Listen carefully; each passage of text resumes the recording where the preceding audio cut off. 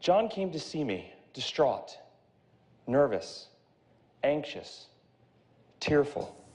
He was afraid his marriage was about to end.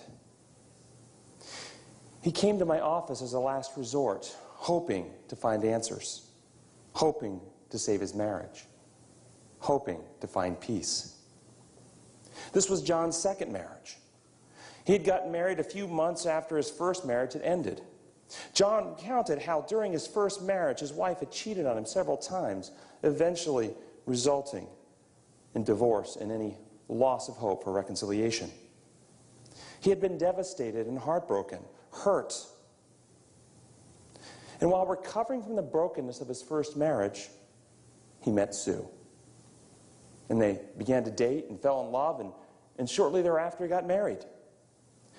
But John's heart was fearful, insecure, afraid of another betrayal. He remembered how bad it hurt when his first wife cheated on him, and this fear infected his heart and his marriage. He became controlling and jealous, monitoring his wife all the time, calling her 10 to 15 times per day to check up on where she was and what she was doing, accusing her of actions not taken. If he saw her talking to a man, he became angry and insisted she not talk to a man for any reason without his permission.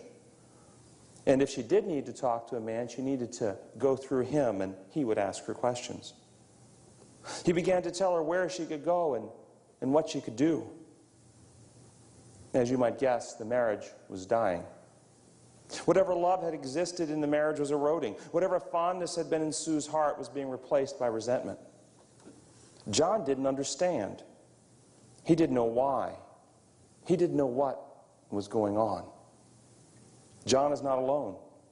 I have many patients who come in situations similar to John's, in marriages and relationships that are dying, that are being destroyed, in which love is failing, and they don't know why. In this universe, there are certain principles or certain laws which govern our existence. In John's case, there was a law that maybe you've heard of, maybe you haven't. It's called the law of liberty.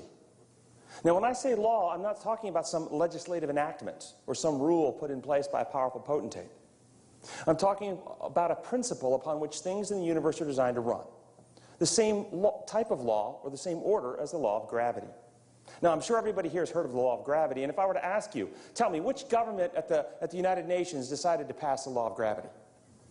Yes, you would laugh, because you understand that is a principle upon which things in the universe run, and it's not up to a legislative body to pass that law. The law of liberty is on this order. Now think about the law of gravity for a moment. Do you have to believe in gravity for gravity to work in your life? Do you have to know about gravity for gravity to work? If you were to deny there is such a thing as gravity, you climb to the top of a building, step off saying, I don't believe in gravity, I deny its existence, will gravity care? No, it still works. It's very predictable. Now think about that. If there's any young people, I see some young people in here, if I were to take my pen and let go, how many of you have confidence that you know what would happen? Yes, and where does that confidence come from? Does it come from reading a book? Does it come from a rule that somebody told you about? Or does it come from experience that this is so predictable, so reliable, you've seen it so many times that you have no doubt what will happen? The only variable with violating gravity is degree. Step off a 4-inch curb, you twist an ankle. Step off a 40-foot building, you're going to die. But notice, gravity is doing the exact same thing in both places. The law of liberty is on this order. And let me walk you through it. It is very predictable. There are consequences that occur if you violate it. And let's give some examples so you can see. Imagine a young man who is dating a woman, and after months of dating, he is convicted that this is the one he wants to spend his life with. So he takes her out to a nice restaurant, goes for a walk in the park, and gets down on a knee and proposes. She is fond of him, but isn't quite to the certainty that he is at. So she asks for a little while to think through her answer. Well, he becomes insecure. He stands up, he pulls out a pistol, he puts it to her head and says, no, look, I spent my time on you, I spent my money on you. You better marry me and you better love me or I will kill you. If he were to do that, now of course this is an extreme example, but if he were to do that, what would happen in her heart? Would she go, oh, finally a strong man who will take care of me? No, you understand. The first predictable consequence that occurs when liberties are violated is that love is always damaged. Second consequence, do you think she wants to snuggle with the guy, or do you think she wants to get away as fast as she can? Get away. Second consequence, a desire to rebel is instilled in the heart. Love is always damaged and will eventually be destroyed. A desire to rebel is always instilled in the heart. Imagine you're out with your spouse this weekend, and you're out to a restaurant, and the waiter comes up and says, "What would you like to drink?" You said, "I'd like a Coca-Cola, please." And your spouse looks to the waiter, not to you, and says, "She's not allowed to have Coke. You bring her milk." Do you go, "Oh, he's just looking out for my health"? Do you love him more, or does love get bruised? Do you want to go snuggle, or maybe go get a table by yourself? Okay? Now, you'll notice the direction here. If this is the only time something like this has ever happened in your marriage, it's not going to end your relationship, but it will twist the ankle. If your spouse pulls out a gun and puts it to your head, that maybe it's like stepping off a 40-foot building. That relationship may be over. There's a third consequence that occurs. If you're in a situation in which liberties are being violated, the desire to rebel is being instilled, but you have the option of getting out. But rather than getting out, you choose to stay and surrender in that situation. The third consequence occurs, and that is over time, your individuality is slowly eroded and destroyed. Your ability to think and reason for yourself, your autonomy and self-governance is being erased, and you slowly become what I call a shadow person, a shadow of the one you've surrendered to. Shirley came to see me. She was referred by our primary care physician for depression. It was very difficult to get a history from her. When she came into my office, she didn't make any eye contact. When I asked her questions, she would answer questions with, I don't know. For many, many minutes, difficult to get any details. But slowly, over time, she began to disclose that she'd been in a marriage in which her husband physically abused her and beat her. And she told me one story that her husband told her he wanted dinner ready at 5 o'clock. So she worked in the kitchen diligently, put dinner on the table a few minutes after 5. And that's when her husband began to hit her. And he began to punch her. And he said, "I hate it when you make me do this. Why do you make me do this? If you would have dinner ready on time, I wouldn't have to hit you. I only hit you because I love you." And I expressed some disgust at the description that she was giving of what her husband had said. And that's when she looked up at me and made eye contact with me for the first time, and she said, "Oh no, it wasn't his fault. If I would have had dinner ready on time, he wouldn't have had to hit me." Was she thinking for herself? No. She had lost her individuality. She had lost the ability to think and to reason for herself, and she was seeing the world through the lens of her husband's mind. She had become a shadow of her husband. Most people in relationships today don't use real physical guns. They use what I call emotional guns. If you don't do what your spouse wants you to do, you may get hollered at. You may get criticized. You may get the door slammed. There may be stomping, pouting, ugly attitudes. That you're in a relationship where you feel pressure to perform. And if you don't perform, there's a price that you're going to have to pay. And so you begin to see the world through the lens of the controlling spouse. Oh, your friends ask you if you want to go play golf, and rather than looking at your schedule, seeing what conflicts, what finances are, and making a judgment based on the facts, you think, what will my wife say? How will she react? Will she be mad? Will it be okay? Do you see the world through the lens of your spouse, or do you see the world as an independent person? Violations of liberty always destroy love, incite rebellion. And if freedom isn't restored over time, individuality is destroyed. Love cannot exist in an atmosphere without freedom. Now you might be saying, okay, this is making sense. I can see that. I can test that. I can go to my home, and this is actually very scientific, if you didn't realize that. This is predictable. It's reproducible. Anybody who doesn't believe that this is a law, try it on your loved one. You will find how predictable and reproducible this is. But as you think about it, you might be going, okay, but then what about the Old Testament? I mean, if violations of liberty, if using coercive pressure, if using power and might is damaging, then how do we understand the Old Testament? Well, let's look at some of those stories. How about the story of the flood? Incredible use of power here. The whole world is wiped out except for 8. And what was the consequence in the aftermath of that? After the flood, as the world begins to be populated again, what are the people doing but building the Tower of Babel? And why are they building the Tower of Babel? Because they don't believe there is a God, or because they don't trust him? They're rebelling. What about the 10 plagues of Egypt? 10 plagues of Egypt, the parting of the waters, the children of Israel walked through on dry ground, the Pharaoh's army is destroyed, a pillar of fire by night, a cloud by day, thunderings at Sinai. Wow, we've got a lot of power and might going on. And what were they doing a short while later but having an orgy around a golden calf? Was friendship being restored? Was trust and unity with God occurring? What about Mount Carmel? Elijah calls fire down from heaven, and all the people fall and they say, "The Lord, he is God. The Lord, he is God." And after that was the history of the children of Israel, faithfulness and loyalty and friendship, or are they right back into rebellion again? Wow. Every time God used might and power, did he get what he wanted? Restore trust, unity, and friendship. And so we read in Zechariah chapter 4, verse 6, "Not by might, nor by power, but by the Spirit, says the Lord." Okay, well, you're confusing me now, because, I mean, if God in Zechariah says not by might nor by power, then why was he using all that might and power?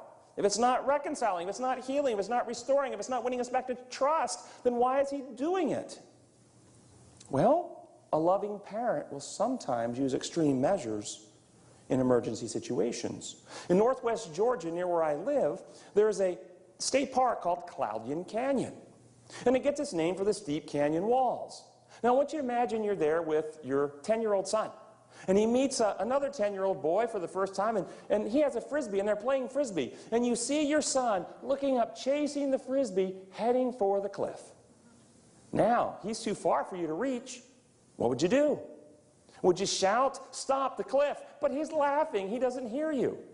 Would you shout louder? But the wind is blowing. He doesn't hear you. Do you shout at the top of your lungs, "Stop, I said stop now"? Might you even say, "Stop or I'm going to beat you within an inch of your life"? And so your son finally stops. And some hikers on the other side of the canyon hear you, and they say, "Man, what a cruel parent. I would never treat my child like that." And then afterwards, your son says to his new playmate, "Hey, I want you to come meet my parent." And the playmate says, "I don't think I want to meet your parent. They sound awful mean. Why don't you go talk to your parent and see if you can still play? I'll wait here and you tell me what they say." And we understand a little bit about what was going on at Sinai. God is thundering at Sinai. And the children of Israel said, "Moses, don't let God talk to us. You talk to God and you come talk to us." And you can read right in Exodus chapter 20.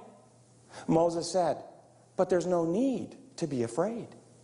Your son would say to the friend, "But there's no need to be afraid of my parent." Why is your son not afraid? Why is the strange boy, the strange friend that just picked up, afraid? Why was Moses not afraid in the same situation that the children of Israel were afraid? Why was God raising his voice and thundering? Were they heading for a cliff of idolatry which would destroy their soul? In August 7, 2006, Morning Edition, NPR's Morning Edition, reporter John Hendren reported on sectarian strife in Iraq.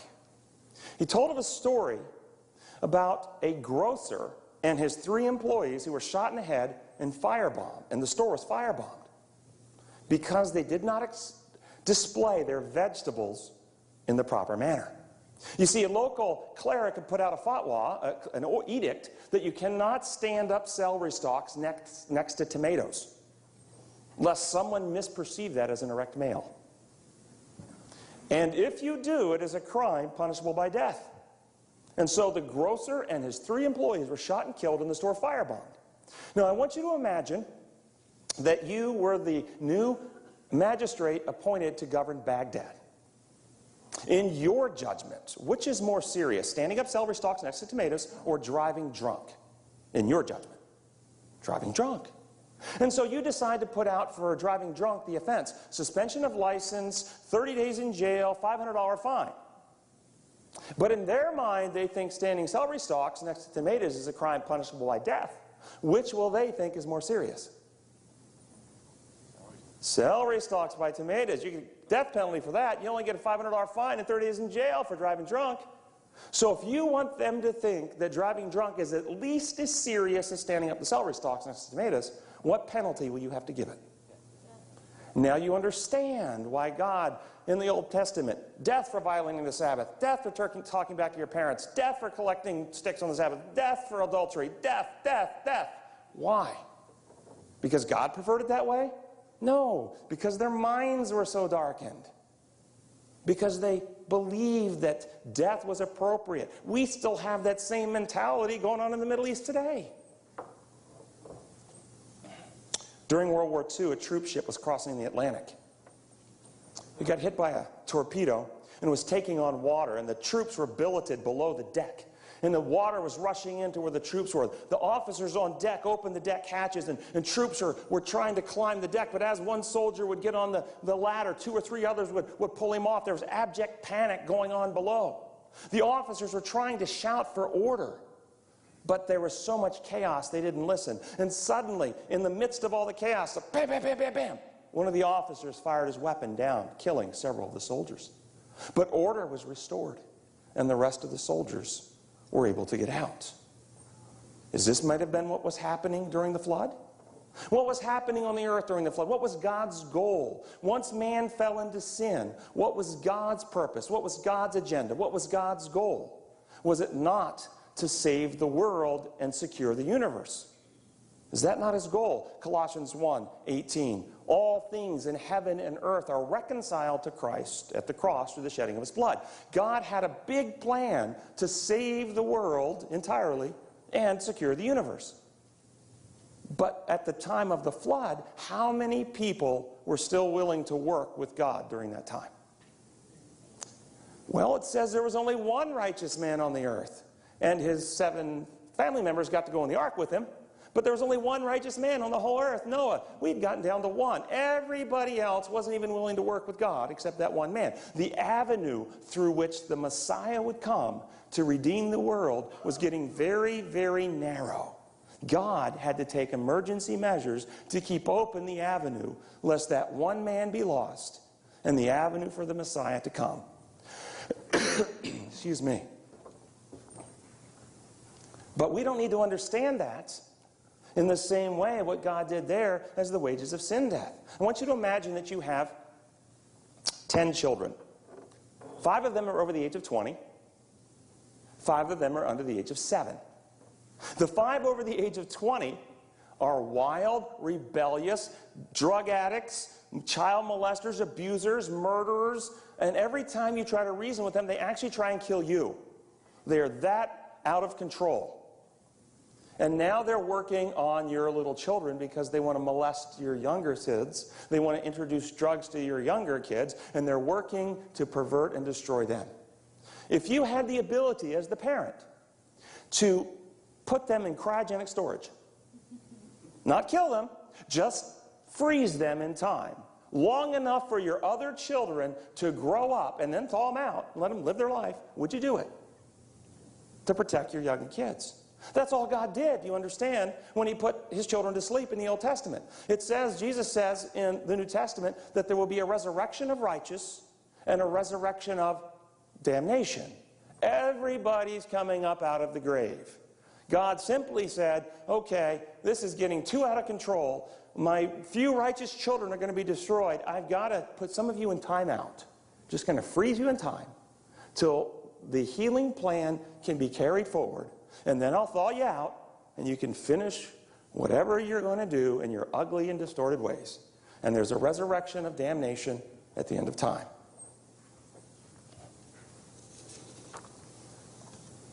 Saul of Tarsus did not understand this.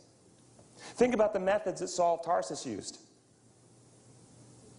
Coercion, imprisonment, beating, torture. But then he saw Christ. On Damascus Road, he saw Christ. He spent time with him. And after his conversion, Paul the Apostle, when disputes came up about religious matters in Romans chapter 14, wrote, "Let every person be fully persuaded in their own mind." And in Ephesians chapter 4, we present the truth in love, and we leave people free. His methods changed. And this is exactly how God works. He presents the truth in love, and he leaves us free. He gives us the evidence demonstrating to win us back. Go back with me to the beginning. In heaven, as you heard, Lucifer left God's presence, the light bearer. He leaves God's presence and he begins to prevaricate, the father of lies. He begins to tell lies about God himself. God isn't good. God is powerful, but he's not trustworthy. In fact, he will use his power to coerce. He'll use his power to intimidate. He'll use his power to destroy. If you don't do what he wants, he'll use his power to hurt you. And as these lies are running through the angelic host, as they're debating the issues back and forth, what would a powerful being do to restore order? Can God use his power and might to refute the idea that he uses his power falsely? What would you do? You see the problem. And so God, the great teacher that he is, the great revealer of truth that he is, began to demonstrate. And he said, let there be light. Let the firmament come forth. Let the land come forth. And on day 6 he said, let us make man in our image. Let them be fruitful and multiply. And as the Father, Son, and Holy Spirit come into unity and create, a new species was created. 2 separate beings coming together in the unity of love and creating new beings in their image. And he told them, be fruitful and multiply in this world before sin. And what would the universe have learned if Adam and Eve would have followed through? What would this universe have learned if they would have stayed faithful and had children in a world without sin? Would they have seen Adam and Eve abusing, lording over, dominating, power-mongering over their children? Or would they have seen Adam and Eve giving constantly of themselves for the health, welfare, and beneficence of their kids? And the universe would have gone, oh, I get it. God didn't create us to lord over us and abuse us, but he's giving of himself constantly for our health and welfare. This is the high calling that this creation was created to do. We were the repository of God's very nature and character of love. We were created as a species to reveal the truth about God, to refute the lies that Satan had been telling in heaven.